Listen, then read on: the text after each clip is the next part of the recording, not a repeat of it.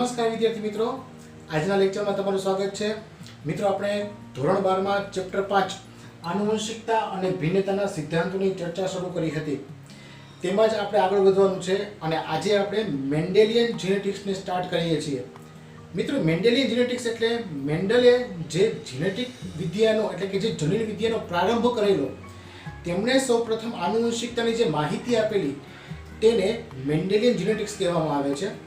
તેની શરૂઆતમાં આપણે મેન્ડલના જે આનુવંશિકતાના નિયમો છે તેના આધારભૂત ઘટકોની ચર્ચા કરવાની છે। જોતા જઈએ તો તેમનું પૂરું નામ ગ્રેગર જોહાન મેન્ડેલ હતું।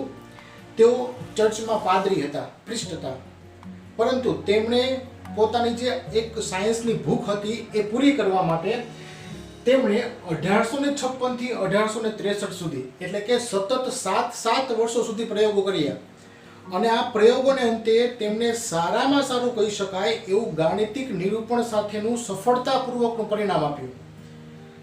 એમણે જે પ્રયોગો કર્યા એ પ્રેરિત પ્રજનનના પ્રયોગો હતા, એટલે કે કૃત્રિમ રીતે સંકરણ કરી અને પ્રયોગો કરેલ હતા।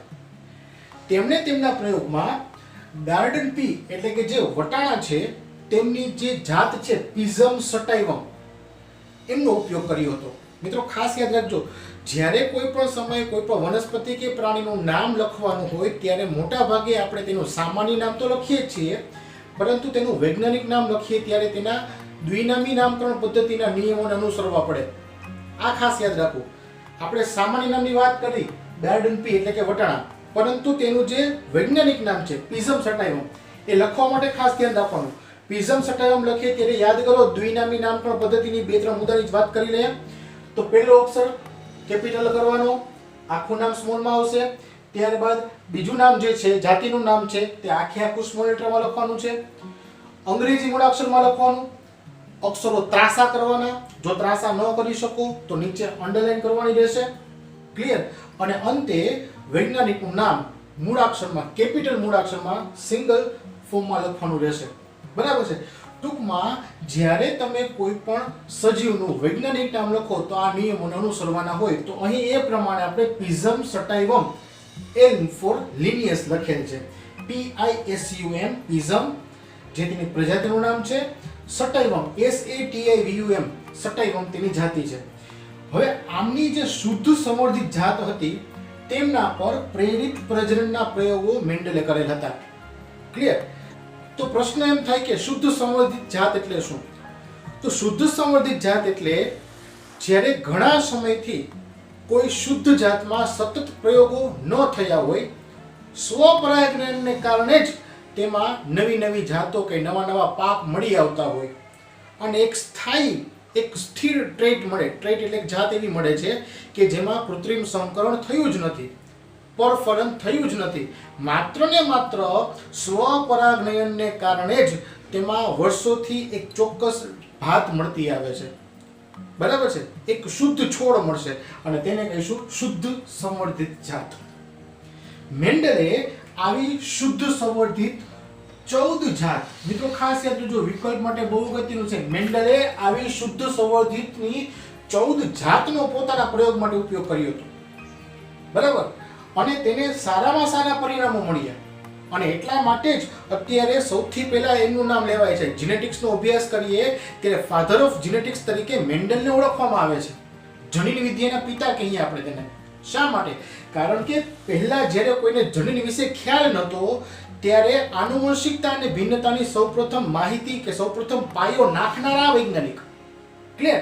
સમજતા જઈએ તો તેમની સફળતાના કારણો કયા?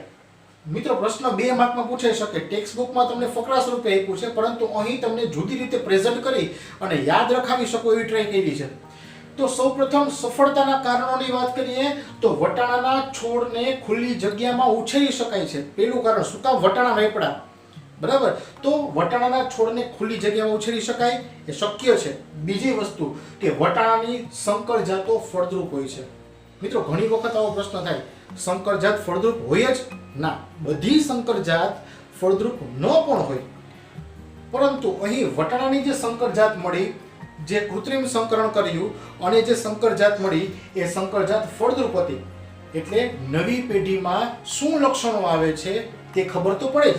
પરંતુ એ નવી પેઢીમાંથી જો બીજી પેઢી ઉત્પન્ન કરવામાં આવે તો તેમાં પણ આવતા લક્ષણોની માહિતી મળી શકે. એટલા માટે જે ઉત્પન્ન થતી સંકર જાત છે એ ફળદ્રુપ હોવી જરૂરી. ફરીથી કહું, જે સંકર જાત ઉત્પન્ન થાય છે એ સંકર જાત જો ફળદ્રુપ હોય તો જ તેના પછીની આવતી નવી જાત માટે આવતા લક્ષણોની માહિતી તે આપી શકે. એટલા માટે તે ફળદ્રુપ હોવી જરૂરી. ક્લિયર? આગળ વાત કરીએ તો વટાણામાં સહેલાઈથી પરફલન શક્ય બને છે. ક્લિયર? જો પરફલન થાય, કૃત્રિમ સંકરણ કરવું હોય, પરપરાગનયન કરવું હોય તો પરફલન થવું એટલે કે પરપરાગનયન થવું સહેલું હોવું જોઈએ, તો જ ઇઝીલી તમને ફટાફટ પરિણામ મળી શકે. નેક્સ્ટ વાત કરીએ, આંકડાકીય પૃથ્થકરણ કરવું હોય એટલે કે ન્યુમેરિકલ એનાલિસિસ કરવું હોય કે ગાણિતિક તર્ક લગાવવું હોય તો એના માટે પણ તેના જે નિયમો મળે છે અથવા તેના જે આંકડા મળે છે તે અનુરૂપ અને અનુકૂળ હોવા જોઈએ, અને એવું વટાણાના પ્રયોગમાં શક્ય બન્યું. બરાબર? ટૂંકમાં મેન્ડલે જેટલા વટાણાના છોડ ઉછેર્યા હતા તેમાં જે જે લક્ષણોનો અભ્યાસ કર્યો હતો તે લક્ષણોનું પ્રોપરલી એનાલિસિસ થઈ શકતું હતું. તેમાં ગાણિતિક તર્ક લગાવીને રિઝલ્ટ ઓબ્ટેન થતું હતું, ગાણિતિક આંકડાઓ મળતા હતા. એ બધું મળ્યું એટલે તે સફળ થયા. એટલા માટે એમ કહી શકાય કે ગાણિતિક તર્ક માટે કે આંકડાકીય પૃથ્થકરણ માટે આ છોડ બહુ કામના હતા, બહુ અગત્યનો ભાગ ભજવ્યો. નેક્સ્ટ વાત કરીએ તો તેની જે ઉત્તરોત્તર પેઢી એટલે કે વટાણાની એક પેઢી પછી બીજી પેઢી જે આવતી, ઉત્તરોત્તર પેઢી પર પ્રયોગો કરવામાં આવ્યા ત્યારે તેમાં પણ આનુવંશિકતાના નિયમો સક્સેસફુલ સાબિત થયા. બરાબર? એટલે કે આનુવંશિકતા નિયમોની માહિતી તેમાંથી મળતી ગઈ. એટલે કે પેઢી દર પેઢી વારે વારે પ્રયોગો કરવામાં આવ્યા તો દરેક પેઢીમાં તેમાં સફળતાપૂર્વકના પરિણામો મળ્યા. અને બહુ અગત્યનો અને છેલ્લો મુદ્દો કહેવાય કે વટાણાના વિરોધાભાસી લક્ષણોને કારણે તેને લીધા. બરાબર? ઘણી વખત પ્રશ્ન પૂછે, મેન્ડલે શા માટે જ વટાણા લીધા, બીજા કોઈ શું કામ નહીં? કારણ કે વટાણામાં આટલું બધું શક્ય હતું એટલે તેમને સફળતા મળી. બરાબર છે?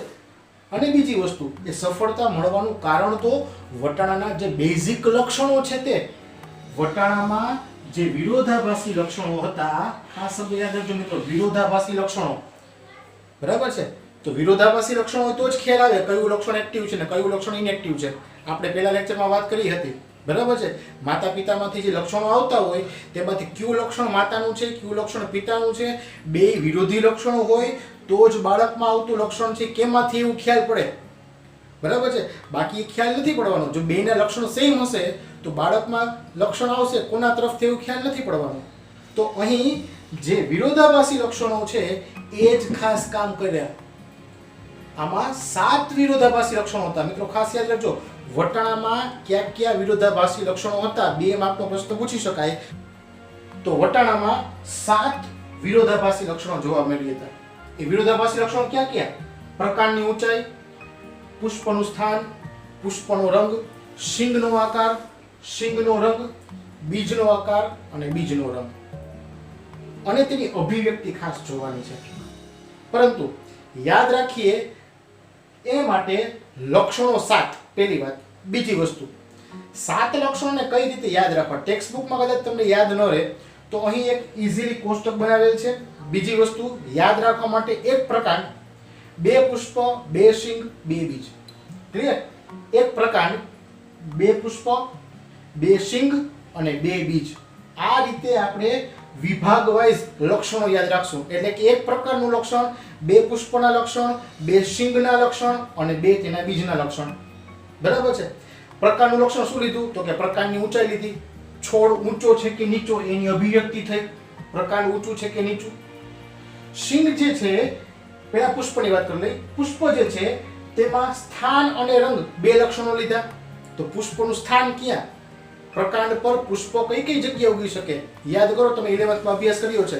પ્રકાંડ પર ટોચ પર એટલે અગ્રભાગમાં ઉગે તો તેને અગ્રીય કહેવાય, અને કક્ષમાં ઉગે તો તેને કક્ષીય કહેવાય. બરાબર છે? તો અગ્રીય અને કક્ષીય 2 પ્રકારે પુષ્પ ઉગી શકે. તો પુષ્પનું સ્થાન થયું. પુષ્પ 2 રંગના જોવા મળે, જાંબલી અને સફેદ. અમુક છોડમાં જાંબલી રંગના પુષ્પો ઉદ્ભવે અને બીજી જે જાતિ હતી તેમાં સફેદ રંગના ઉગે. તો જાંબલી અને સફેદ 2 અલગ અલગ રંગના પુષ્પો ઉગી શકે.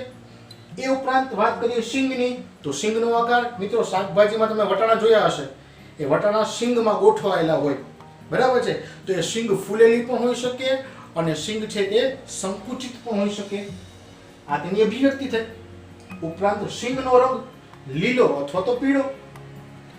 બીજના આકારની વાત કરીએ તો બીજ ગોળ પણ હોઈ શકે અને ખરબચડા પણ હોઈ શકે. બરાબર.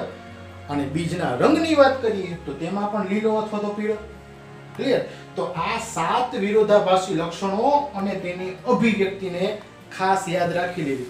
વિકલ્પમાં પણ પૂછી શકે અને 2 માર્કના પ્રશ્નમાં પણ પૂછી શકે. ક્લિયર. ફરીથી કેમ યાદ રાખવું કહી દઉં.